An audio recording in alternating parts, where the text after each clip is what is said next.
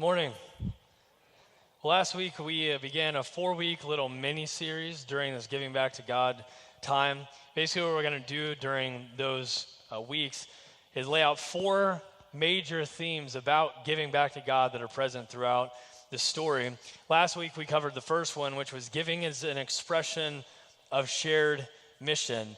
So the church gives to the shared mission of seeing the good news about Jesus and his kingdom proclaimed, broadcast, and shown throughout the world. And today, the second theme is giving is an expression of stewardship. One of the most life-changing truths that is right there in the first chapter of the Bible is humans are not gods. We are images of God. The earth does not belong to us. We manage it for the one it belongs to. Genesis 1:27-28 says, God created human beings in his own image. In the image of God, he created them. Male and female, he created them. Then God blessed them and said, be fruitful and multiply, fill the earth and, I lost my track here. Fill the earth and govern it. Reign over the fish of the sea, the birds in the sky, and all the animals that scurry along the ground. This is the basis for everything else the Bible ever says about money. And you might be thinking, whoa, wait a minute. I didn't see anything mentioned about money in that text. That's true. Just stay with me. R.C. Sproul elaborates on what this text means. He says that God called Adam and Eve to exercise authority over the animals, plants, seas, rivers, sky, and the environment. They were not to exercise authority like a reckless tyrant who has carte blanche to do anything he wants.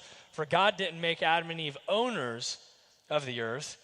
He made them stewards of the earth who were to act in his name and for his glory. So humans are made in the image of God, and we're entrusted with the capacity to rule and govern, but not as emperors, not as dictators or monarchs, as stewards. So this role, the role of managing God's world, is the primary role that God gave humans. And it's a powerful role. It's how humans accomplish great things in the world. It's also how humans do some very terrible things in the world. So for instance, the same dominion causes some people to take plants to make medicine and some people to make heroin. Same thing is you take energy to make light fixtures or car bombs. See, dominion is a powerful thing, however it's used. But the original intent was that we carefully and responsibly manage the things that God has entrusted to us for his interests in the world. Now, money is one of those things. It's a powerful tool. So when we manage our money for the interest of Jesus' kingdom, amazing things happen. We all have resources. We've got to figure out how to allocate those and what to do with all those. But during this time, what we do is we collectively give to this body. And so I just want to talk about 3 main things that you're investing in, that we're all collectively investing in when we give here. The first is investment in staff. So God puts his spirit in people, so we believe the best investment is in people. Over the years, through the giving of this community, mission work, God's missions work, has been done locally in these surrounding cities and throughout the world. So the community has supported, for example, in the 178 years of its existence, this community has supported work in the Philippines, work with indigenous people groups in Mexico and Kerala, India. That's just to name a very few. And then locally, we view our staff as missionaries. So who the community is empowering to focus their lives on leading the community on this great mission. We currently have 7 full-time staff members. We have 3 part-time staff members, and everybody kind of plays different roles, different responsibilities and stuff like that. But we all see ourselves, as Paul wrote, as workers who empower the saints, who equip the saints, the church, for the work of ministry. So investment in staff is one thing. Second is investment in ministry. I think everybody kind of understands this. There's like external outreach ministries that we do in the local cities. And then we have internal ministries that really invest into families, children, students, women, and men. And these things are basically resources that are invested toward making disciples, right? There's disciples being made of all of those different demographics, no matter what life situation you're in. So there's an investment in ministry. And then the final thing is investment in property. The physical space where the church gathers, I believe, is important because the earth was originally a temple where God and humans dwelled together. Every time we redeem physical space, like our houses or the property, like this property, for example, we have an opportunity to redeem the earth, to restore it to its original purpose. God has given this community 11 acres to steward for his work in the world. And we've got great facilities. We still owe $2.3 million on this facility that you're sitting in. So look around. $2.3 million. This was built in 2007. That equates to about $17,500 every month. It's a lot of money. That's just for the mortgage and not for anything else, right? So transparently, for the last 10 months, as a staff, as a leadership team, along with many of you, we've been praying boldly that God would do something about that he would do something miraculous to take care of that debt, because debt is bondage and the borrower is slave to the lender. And we believe that God wants to do some really amazing things through this community. And so that's what we're asking him to do. And so the invitation to you is, would you join with us in praying that bold, audacious prayer? That God would do something to get rid of this heavy weight that's on her. Because right now we spend a lot of money on Bank of the West. We send a lot of the money to Bank of the West every month. And wouldn't it be amazing if we could reallocate those resources into kingdom adventures? I think that'd be amazing. So would you join with us in praying and believing for that?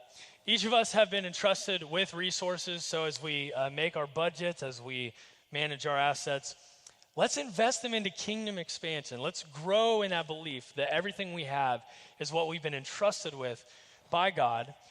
Call money the tool that it is, not the God that it is, the tool that it is, so that we might responsibly manage it for God's interests in the world.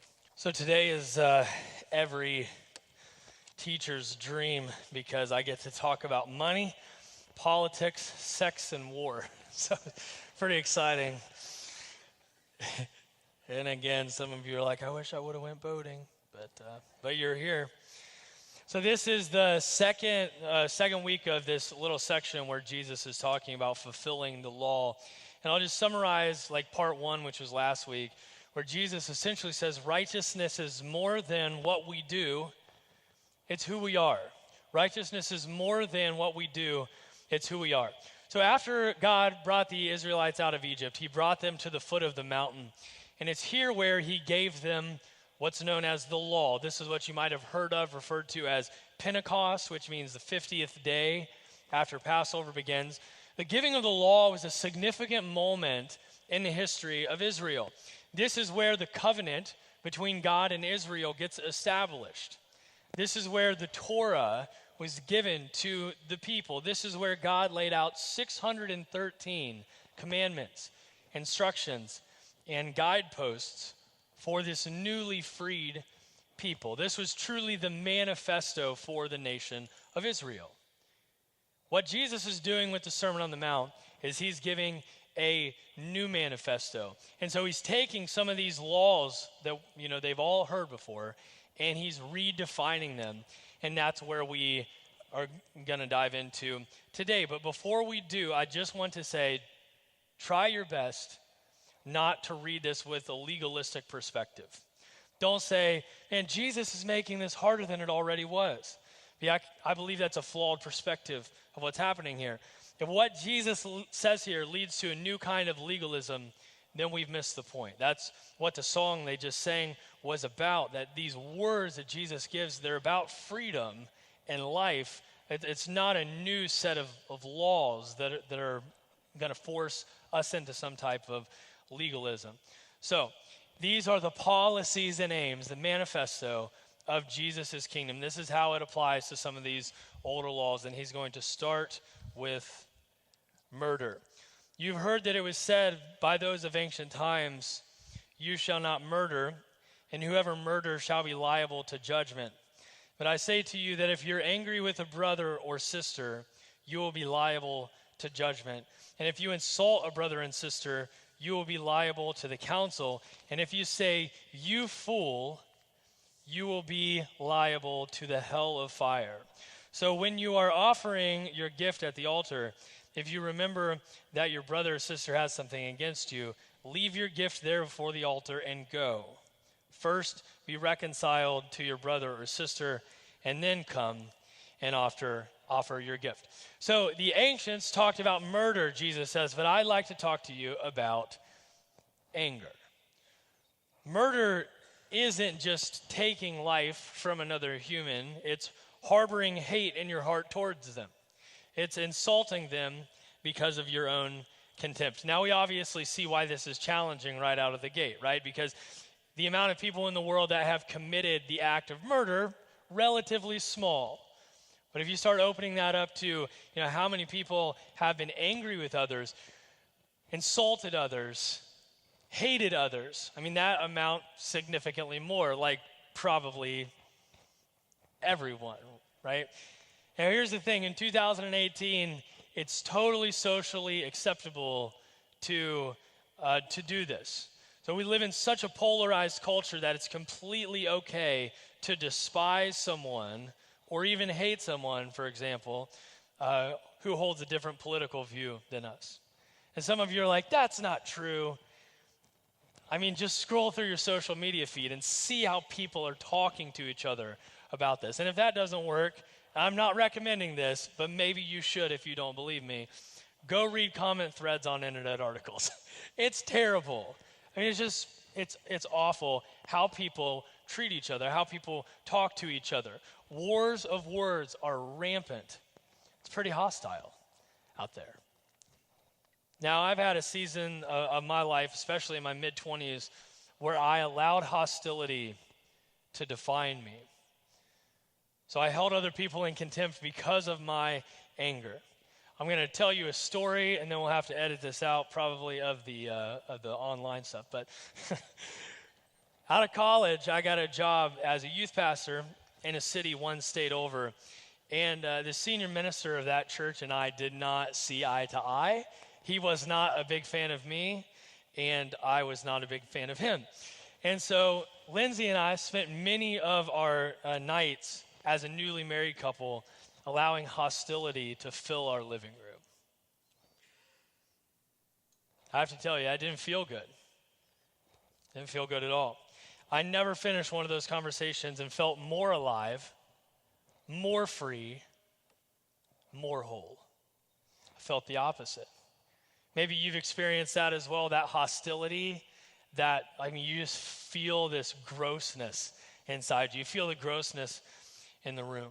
Now, here's the thing. According to the old law, I was totally good.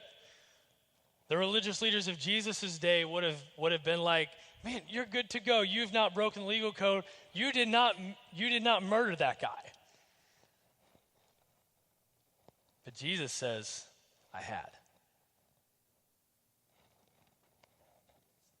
So the bitterness and anger that grew into hostility and disdain were murderous acts. Now, you might be in a marriage filled with bitterness and anger. You might despise your boss. You might never want to see your father again. You might be in a property dispute with a neighbor you've called all kinds of names, not to their face, in your house. Regardless of who it is, that contempt, that's a real heart disease. It doesn't result in good things. See, we feel those broken relationships real deeply. They affect us on a really deep personal level. So they break us, but they also break the world further. The way of the kingdom, Jesus says, is reconciliation. It's putting things back together. This is the heart of God. The cultural ethic is as long as we're yelling and name-calling against someone who we disagree with, which means they're wrong, then it's all good. But that's not the way of Jesus. See, all humans were created by God, for God, in God's image, and that gives them inherent value. The same inherent value that I have, the same inherent value that you have, and that's why murder is evil. That's why murder is wrong, abhorrent, dysfunctional. And it's why calling someone an empty-headed fool, that's the word that Jesus uses here, is that too. If you're having a hard time reconciling this, like, I just think Jesus might be wrong. Words have the power to bring life or death. So when we see people as the image of God, we speak life and truth and identity over them. In the Bible, this is generally referred to as blessing. Now, when we refuse to see people in the image of God, we can use our words to speak death and insult and false identity over people. In the Bible, this is generally referred to as cursing someone. Now, James, the brother of Jesus, expounded on this thought in his letter that he wrote to the church called James. He says, the tongue has the power, thank you, to bring death or life. He says, how can blessing and cursing come from the same mouth any more than salt water and fresh water can flow from the same spring? See, this policy of the kingdom aims to bring life and joy and wholeness. Jesus moves on. You have heard that it was said, you shall not commit adultery. But I say to you that everyone who looks at a woman with lust has already committed adultery with her in his heart.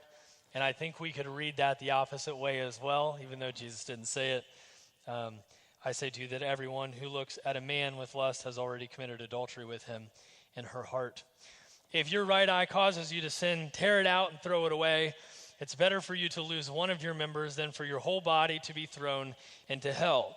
And if your right hand causes you to sin, cut it off and throw it away. It's better for you to lose one of your members than for your whole body to go into hell. If you've noticed, we love preaching encouraging sermons on Mother's Day and Father's Day. It's just something we do. You're welcome. The ancients talked about adultery. Jesus says, but I want to talk to you about lust. And some of you are like, can we go back to talking about money? I really enjoyed that, the money talk. Okay, the formal definition of adultery is when a married person commits a sexual act with someone who's not their spouse. That is totally against the law for the Israelites to do. But Jesus takes it deeper and says, looking at another human with lust means you've already committed the act in your heart. Now, this is a real tough thing to hear in our culture, too, because we live in a culture which, let's be honest, is sexually charged. John Foreman, the lead singer and songwriter of Switchfoot, captured this in their song, Easier Than Love. It says, sex is currency. She sells cars. She sells magazines. Sex is industry, the CEO of corporate policy. Basically, he's suggesting that in our culture, sexuality is interlaced with everything to make it more appealing, to make it more alluring.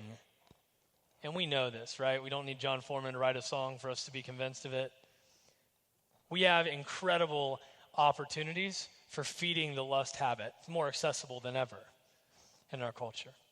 So the idea that Jesus is presenting here is of harboring a deliberate desire for an illicit or inappropriate relationship with someone who is not your spouse. And that could play out in real life, of course. Could also play out on a screen. Marriage is the bedrock relationship of culture. God created it as a space for intimate and sacred unity that a husband and wife experience in their sexual relationship.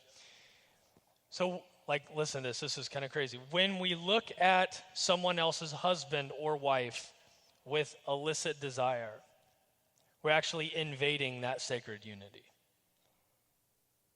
We're tearing apart the picture of God that marriage is designed to paint. I've heard lust simply defined as misplaced desire. That's what Jesus is saying here. Adultery is taking the desire that God intended for you to have with your spouse and giving it to someone else, giving someone else that desire.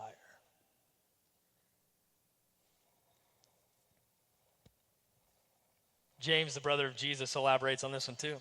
He says, desire, when it's allowed to grow up, becomes sin, and sin, when it's allowed to grow up, becomes death. Jesus uses pretty graphic language to say, don't let it get to that point. He says, if a part of your body is causing you to sin, cut it off. It's pretty radical, right? It's pretty graphic imagery. In other words, take this seriously. I mean, do whatever it takes, because their sexuality is a gift. It's an amazing design that brings sacred intimacy, and he's built a home for it called marriage. That's the best design. So if you're in one of these things called marriage, this house for intimacy, your spouse deserves complete faithfulness. So if you're married and there is any type of desire you're harboring for someone that is not your spouse, I am pleading with you, put an end to that today. If you're having an affair, it's time for you to confess that and repent. If you have a pornography addiction, please tell your spouse. And some of you are like, please do what? Yeah. Tell your spouse, the one that you're in the sacred unity with, and begin working through that together. If you watch a TV show or a movie that leads you down a thought path you shouldn't be on, turn it off. Some of you are like, Kevin, you can't be serious. Well, it's not about what I said. Maybe Jesus, you can't be serious. I mean, this is real serious stuff that Jesus is talking about. Why? Well, because when lust seeps into our lives, it affects us on a very personal level, and its results are devastating. Lust breaks intimacy. Lack of intimacy breaks marriage. And when a marriage is broken, guess what happens? The world breaks further. And we break. So this policy of the kingdom aims to bring life and joy and wholeness. I want to move on to verse 38. It says, you've heard that it was said, an eye for an eye and a tooth for a tooth. But I say to you, do not resist an evildoer. But if anyone strikes you on the right cheek, turn the other also.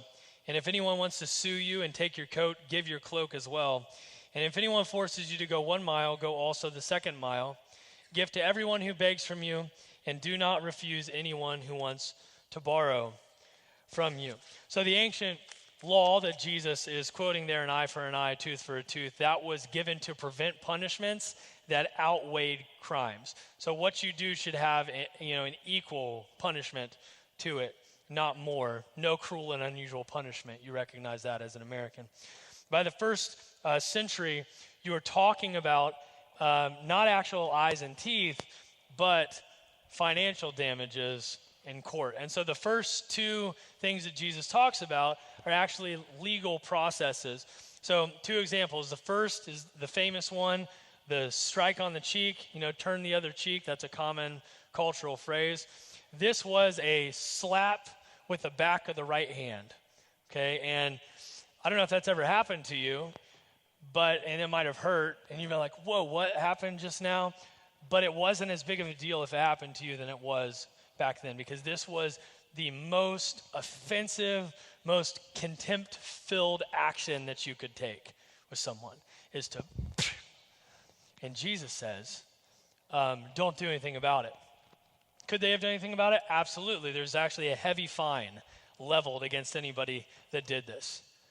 So Jesus is actually saying, don't go into litigation here. Don't do anything. Actually, turn your other cheek. Very, very radical, what Jesus says here. Second thing is obviously a court reference. If someone wants to take you to court and sue you for your coat, give them your cloak too. Now that's just stupid, right? What is Jesus talking about? This is dumb. Why would anybody do that? Third example is not about litigation at all. It's a reference of a Roman soldier forcing labor on a Jew. They forced them to, do this, go 1 mile, and Jesus says, go 2. What is all this about? Well, actually another thing that's pretty offensive in our culture, which is obsessed with personal rights, personal liberties. Jesus is speaking of a radically unselfish attitude towards our own rights and our own property. That's all I'll say about that. Final thing, another famous quote from Jesus is in here. You have heard that it was said, you shall love your enemy, or you shall love your neighbor and hate your enemy. But I say to you, love your enemies and pray for those who persecute you, so that you may be children of your Father in heaven. For he makes the sun rise on the evil and on the good, and sends rain on the righteous and on the unrighteous. For if you love those who love you, what reward do you have? Do not even the tax collectors do the same? And if you greet only your brothers and sisters, what more are you doing than others? Do not even the Gentiles do the same? Be perfect, therefore, as your heavenly Father is perfect. Last night, before bed, Carrington and Colby wanted me to read them a book, Dr. Seuss, The Butter Battle Book. Has anybody read that one? All right, some of you have. I actually never read it before. Carrington picked it up from the library this week. Tell you what happens. There's two people groups in this book, the Yooks and the Zooks. And they hate each other because they apply butter to their bread in different ways. And so this silly, conflict actually comes to a place where they build a wall between each other. Then they start defending the wall with slingshots. And then that doesn't work because the other people get slingshots as well. And then basically what happens is this thing escalates and the weaponry gets more and more advanced. And eventually both sides have the power to destroy the whole world. Its ending is abrupt and frustrating and fantastic. I highly recommend it. You should go get it this afternoon. It's obviously a critique of the Cold War. It was written in 1980, the early 1980s. Love your neighbor, hate your enemy is the way the world works. But not so with you, Jesus says. Love your enemies and pray for those who persecute you. So this speaks of a posture towards enemies, but also a posture toward God, before God, about our enemies, right? So do you have enemies? How do you treat them? And what is your posture before God about them?